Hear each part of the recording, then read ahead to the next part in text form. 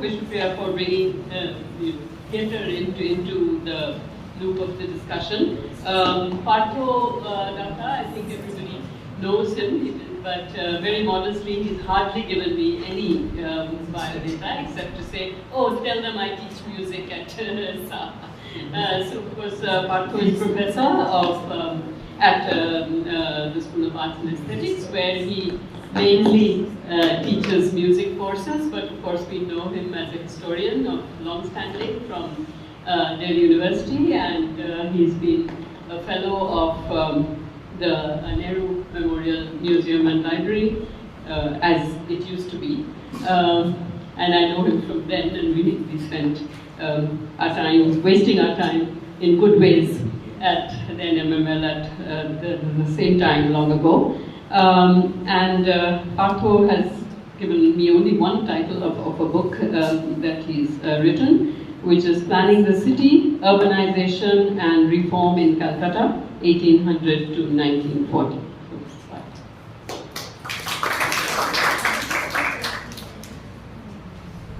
So thank you for the introduction. Thank you, Mohammed, for inviting me. I was very pleased. I have to tell you, I was slightly, how should I put it, only when I got Mohammed's poster that I realized, little to my alarm, that everybody in the panel was Bengali. You know, so I said, what's that? So obviously it's not by design, it's by accident, right? I hope so. So the first thing that you should know, that this is not some Bengalis who have got together and are saying, we Bengalis always come first. You know, radicalism began in Bengal. What do you know? I mean, so it's not at all that. Not at all. So don't get that impression. So the book is also titled, it's not called Young Bengal, interestingly, right? It's called The First Radicals, and I think we really need to think about it. So what I'm going to do is I'm going to chew around the book. Tell you talk a bit about historiography in the debates in which Rosinka Chaudhuri has actually embedded this book, because I'm trained as a historian, right? So what do you do when you get a book, especially if you get a free book, right? So you do is I turn to the back, and then of course I did the bio notes. I looked at the index, I looked at the bibliography, and I of course went to the introduction. I said, let me quickly find out what's happening here. And then I looked at the quotes in the beginning, which I just love. And especially the Chilean novelist, the great Chilean novelist, Roberto Bolaño's quote, which I can't paraphrase. But I can certainly paraphrase for you and try to Edward Said's quote, which I have of course read Orientalism, so have all of you, but somehow I have missed it, which is what he's basically saying, that if you look into, if you're really going to study the making of selves, you have to look inside, deep inside the self, and there is always a residue. And this residue is actually what constitutes the self. All the past experiences, the past influences, you can actually find it. And what we should do, and this quote is actually from Gramsci, from the prison notebooks, is that we have to inventorize these, right? And that is what she's trying to do. If we really are going to study about the history of radicalism in India, then, or even in South Asia, we really need to look at this particular part of history which is so important and which has sadly been forgotten, except by Bengalis. I think so. Actually, the Bengalis too are not, I don't know, I just come to it now.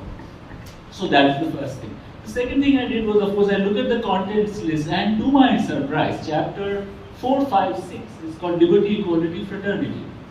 I said, hello? That's not what I kind of associate the Young Bengals with, because one of the most searing criticisms of Young Bengal, which was particularly Bishnupriya mentioned, Professor Shuni Sarkar's essay, he was my teacher by the way, is that the great betrayal happened is because Derozio began with the ideas of the French Revolution, but it wasn't followed. But, and Rosinka shows very clearly, no, she has organized the material around the rallying slogan. So I think that's very, very important, right? I'll come back to some of these points later.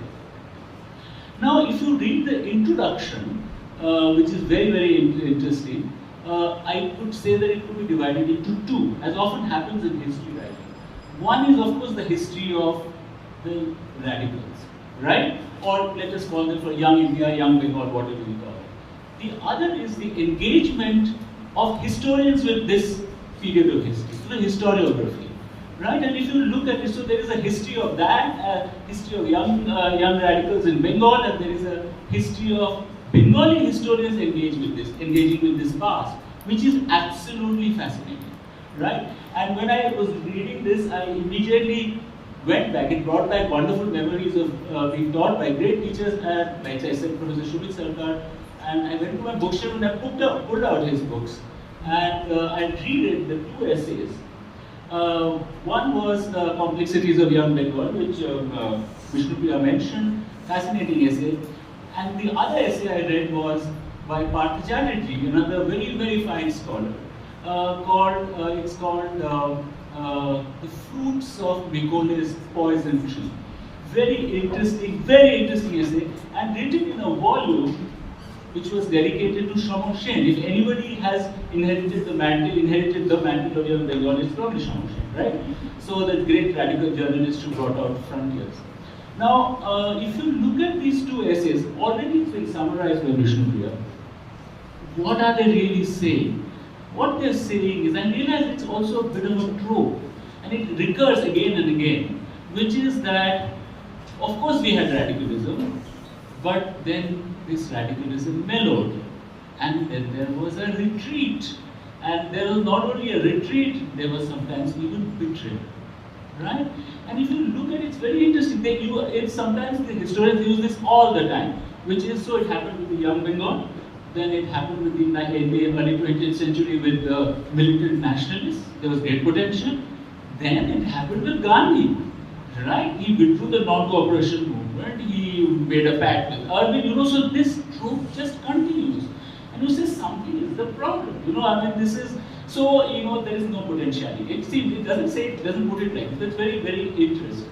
So that's one part.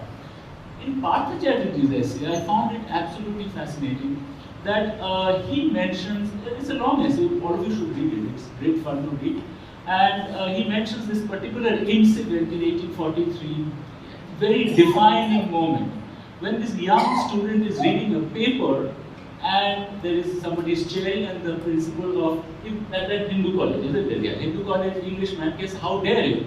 It's the British who have given you Bengalis everything and now you criticize us, and he's asked to leave the hall. Can you imagine a British asked to leave the hall? And what is the argument? The argument, we followed every protocol, we took permission, and we have the right to free speech, you dare not stop us. And Partho Chatterjee's interpretation is very interesting. He says, look, this is the first time that we had the making of he doesn't use these words, I'm just telling you to make it a little simple, a kind of secular public sphere, which is separated from the state. It can actually critique the state. Then he goes on to add that sadly, this tradition did not continue. What happened is, this public, which was developing, rapidly became nationalized. Rather, we know what happened. It rapidly became Hinduized, right? So this distinction disappeared. So the promise of this first modern moment, radical modern moment, disappeared, right? So that is the kind. And the larger argument, which both of them are saying, what is it that this bunch of radicals did they bring about any? Did it represent a larger transformation? No, because there was no national bourgeoisie. So all they did was a lot of fireworks. This society just didn't change, right? So what's the point? That is the larger kind of argument they're saying. Anyway, so that is the thing, and I think what Professor Chaudhuri has done brilliantly is to actually make 2 points. I just hinted that maybe we can have a discussion, since I have only 10 minutes to speak. One that she says is the problem with this kind of argument is that we are always trying to understand the radicals, the young radicals from the 1830s and the 40s, judging them by standards which happened later, right? So we are actually, the category of the nation is what we are always invoking to see, did they do good by the nation or some kind of larger concept of the nation that we have. if done by that, they did not mobilize, that they didn't think of a larger, more complex public sphere, and so on and so forth, and therefore they failed. And this itself is a real problem. It's a real problem. What we need to look and understand is what were the young radicals in the 1820s, 30s, and the 40s particularly, what were they really fighting against? We have to look at their prehistory to really understand their radicalism. Whereas what mostly historians do is try to judge them by later standards. Why did they mobilize? Why didn't they form a political party? Why didn't they raise more radical issues and so on and so forth? That is one way that she critiques this. Right? Now, when I was reading the book, I was puzzled and by the fact that, as Professor Chaudhuri says, that there's not enough writing on this. There's Bengali writing, of course, but history writing. I did remember one book, and it was luckily I had a copy of that book, which came out 10 years ago by an American scientist, by an Indian scientist who lives in America. His name is Bhaduri. Yeah, so he wrote a kind of, I don't know if any of you have read it.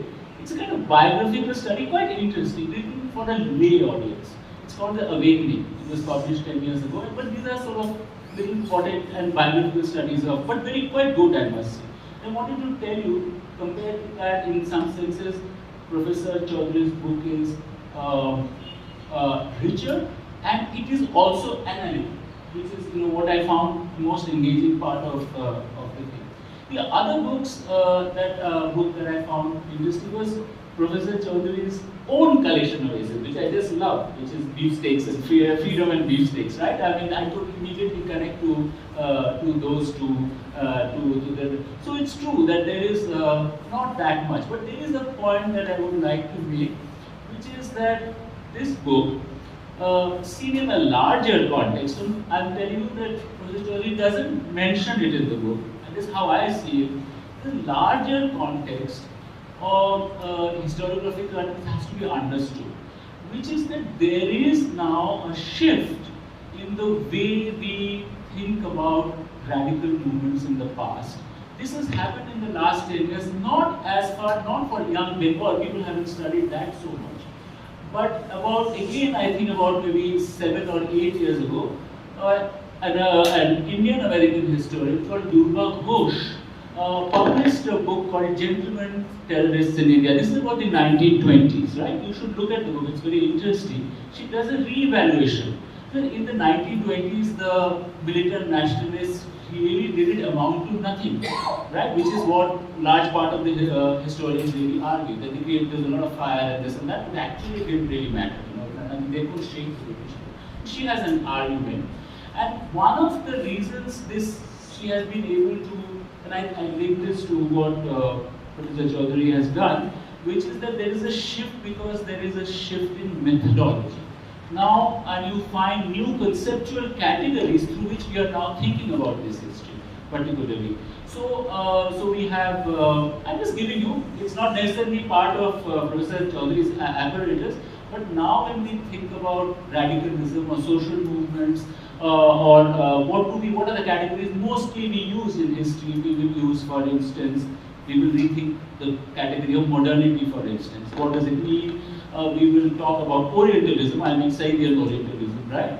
We will probably talk about discourse, right? And once we use these, we will use the very important category of publics, right? And when we use these categories, we can refashion histories and also radical histories, or the histories of radicalism, sorry, in new ways. I think that's very, very important. We can place Professor Chaudhuri's book in that sort of kind of context. So finally, we can ask, at least what I took away from Professor Chaudhuri's book is,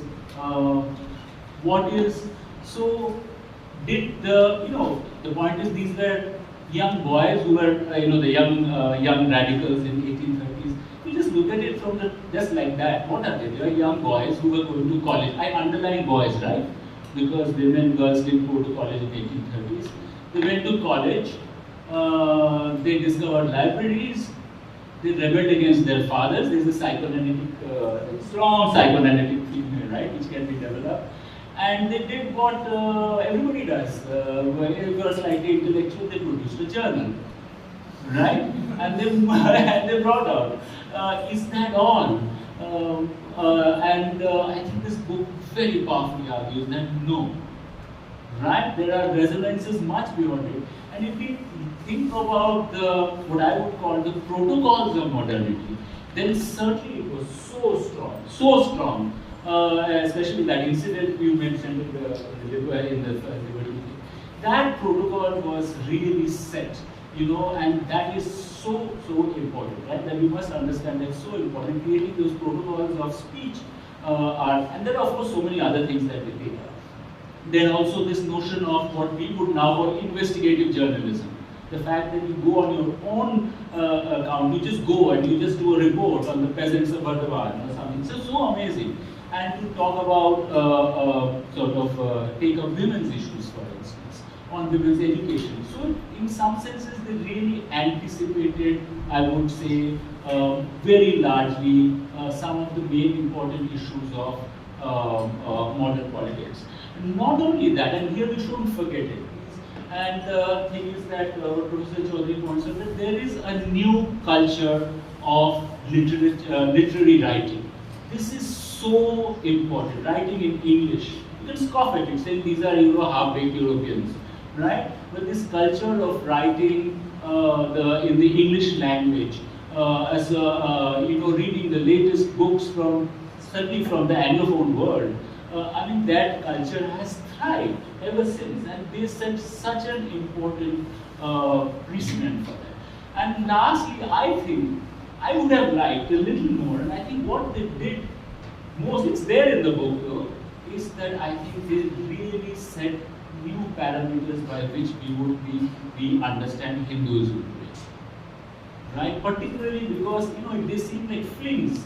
All these radical things about, I'm going to just break taboos and so on and so forth. But there was something happening there which was so important. And what we see as the modern really, I think, begins with the young India. And this one.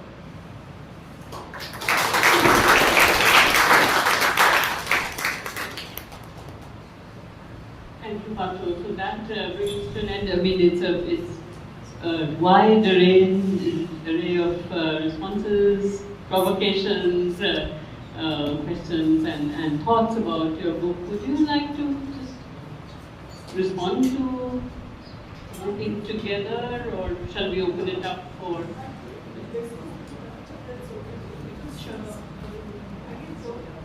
Ladies. We have time if you would want to, but otherwise we can see what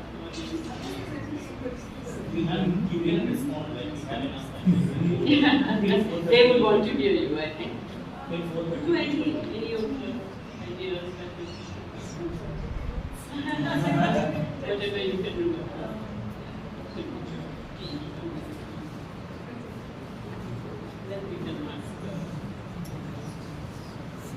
So thank you so much. I don't think I'll ever get a better set of responses.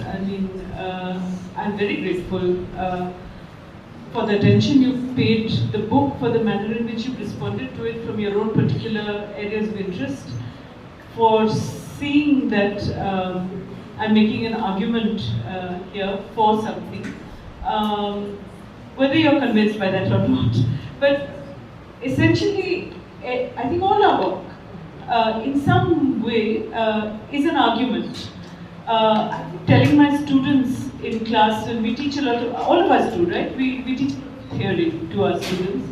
And the first thing I say to them when we give them these texts to read is, do not agree. Do not agree with the theories you're reading.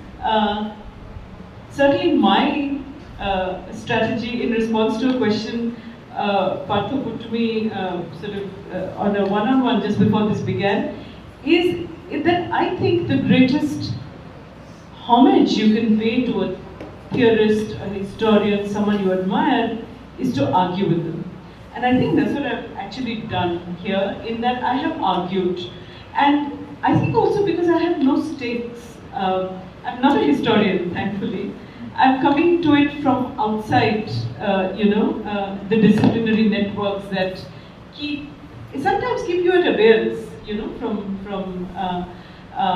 from expressing contrarian opinion. I've tried over here to make an argument as I saw it. I was very nervous writing this book because, as I've said to a lot of people, it made me very uncomfortable because my training is in literature. I've worked in poetry all my life. I do work at the intersection of literature and history. In my last book, Literary Thing, the subtitle is History, Poetry, and the Making of a Modern, whatever it is, cultural sphere. Yeah. I'm used to doing that. But to write a book that doesn't intersect between literature and history that way, and is actually more pure history, as I call it, made me really nervous. Because then I thought, okay, I'm going to base my thoughts on a certain premise, and then I'm going to write, and I'll do some reading, of course, before I write. But then after all of it's done, Gautamda will come into my office and say, "Tumi eta Bhaduri? Why have you not read? You've not mentioned some sort of basic fundamental historical text that I should have read, which I would have read perhaps if I was a student of history." This actually, and also being located at the center. The center is it's a lovely place to work in, but also, as all my colleagues who have also worked there will testify, it's a scary place in the sense that you get your fiercest responses from your, cohort. I mean, I've said, I think, over here in the acknowledgements that I have not been more afraid of facing any audience in the world more than I have been afraid of facing my own colleagues at the staff seminars I've given over the years at the center. So there is always that fear that here I'm entering a domain that is not my own. I'm making an argument as I see it. Will I then see that I have mentally misunderstood or misrepresented something? Anyway, again to quote myself from the acknowledgement, "Fools rush in where angels fear to tread." So I thought I should do the work in any case because I believed in it as a project, which is why I went ahead and did it. All of you have raised some very important questions. I wish that when I was told to come and sort of respond, I immediately thought I could take my notebook. I didn't make a quick sort of point by point thing of the questions you asked. But Bishnupriya, I'm so grateful for the taking it into the domain of theatre and jatra. That's very valuable to me. I didn't actually know about the play on George Thompson. George Thompson is a character that English historians, for instance, have completely forgotten about. This I know because on trips to the UK, I have asked them, people who have worked on slavery, people who have worked on this period, 17th, 18th, 19th century. There is very little awareness of who this man was, and he was a very, very interesting man.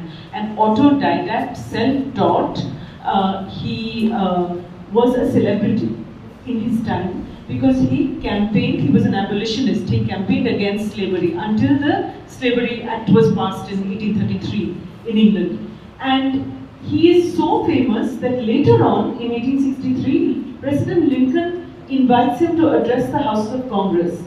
He is so famous that when he is campaigning against slavery, he is followed by mobs of Republicans who shoot at him and another man called Lovejoy, and they have to escape on a boat from Boston dressed in women's clothing. One of his fellow campaigners actually dies, is shot. So this is a huge star in his own time, and this is the man I then see has been invited not by, so again, I was very interested in the way certain shorthand history, everybody is repeating. Darukanath Tagore brought George Thompson to India. Yes, Darukanath Tagore's ship brought George Thompson to India. He has not been invited by Darukanath Tagore.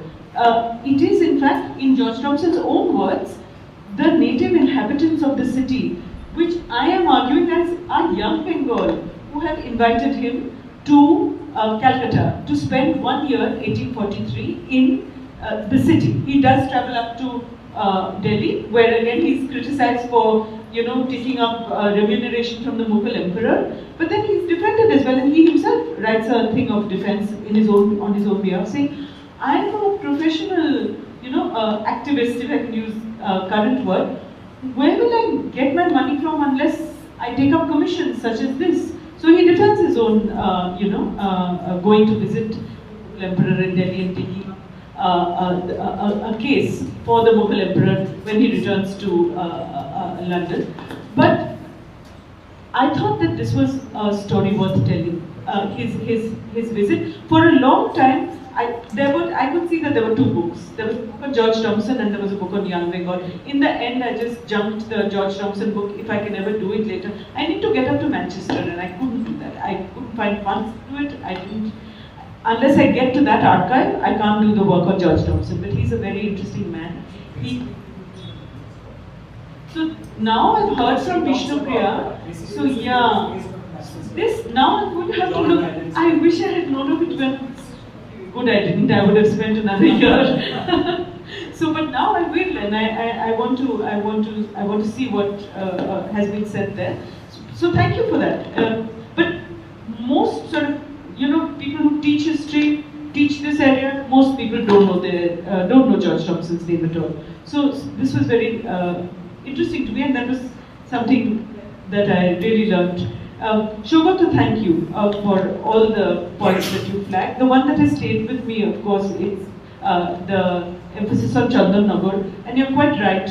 Radhanath Shikdar took voluntary retirement because he was pursued by the British authorities. They did not promote him. They did not allow him to leave his job. It passed a law. The board of directors passed a resolution in London saying no native will be allowed to cross over from one, from the survey into, because a collector's position was a much better paying job. And he constantly also argued with them for better pay. Indians in his position got 300 rupees. Somebody like Andrew Waugh, who came in to the survey the same year he did and became eventually the Surveyor General, got 3,000. So he's arguing. Why this discrimination? It's just racism. But of course, he is not only being denied the promotions or the equal, not he's arguing on behalf of his colleagues, of course, all of them. But then they also, of course, get very angry and upset with him when he brings that case as well. And there's a whole history of discrimination there, which is why then he spends his last years in Chandanagar. You're quite right to flag that Chandanagar is another hub of radical thought, revolutionary thought, and that is, there's no question that's the reason that he retires there and dies there as well. Some people say from eating too much beef, but again, I'm sure that's a calumny. And Partho, thank you again. You bring the proper historical perspective onto all of this. You're quite right to see that I'm arguing against historiography, not just these protagonists in history trying to bring their story up, but against the historiography. Because, and I've gone into the Shumit Sharkar essay, into the, yeah, absolutely. I've gone into all of that, and I've tried to show, and the great thing is also, I've tried to show as much as I could in this book, but this has also developed over the years in argumentation with these very people. So one of the first impulses to do this book was a conversation with Partho, where I said to him that I'm thinking, so I'm thinking of, looking at this period, writing about this thing. And he said, why? And I said, what do you mean, why? I want to look at, try and see if I can retrieve something. And he said, but nothing happened. I even thought of putting that, so dedicating it in contestation and argumentation with Partho. But Partho has been nothing if not the greatest person to argue with and the greatest support. Again, it could not have been done without him there at the center. He's the only person to have actually read the manuscript in its entirety, commented on it, agreed, disagreed, but this kind of work can't happen outside of the center, I don't think. So if I owe anything at all for my sort of attempt to sort of wrestle with some of these larger issues, it has been my location at the center and my proximity to these subaltern studies historians. So I might argue with the historiography, but I am also in deep agreement with the historians themselves when they speak in the manner in which they do of this corpus. And to return to what I began these comments with, that the greatest harm is surely a sort of argumentation with them. So I hope that, and I know they do, I don't even have to hope that they see it in that light, because they know the work, they've seen the work already, and I'm sure they see that already. So with those sort of rather random remarks, not well articulated, in response to particular things you've said, but we can always talk later. So I'll leave it at that. Thank you so much.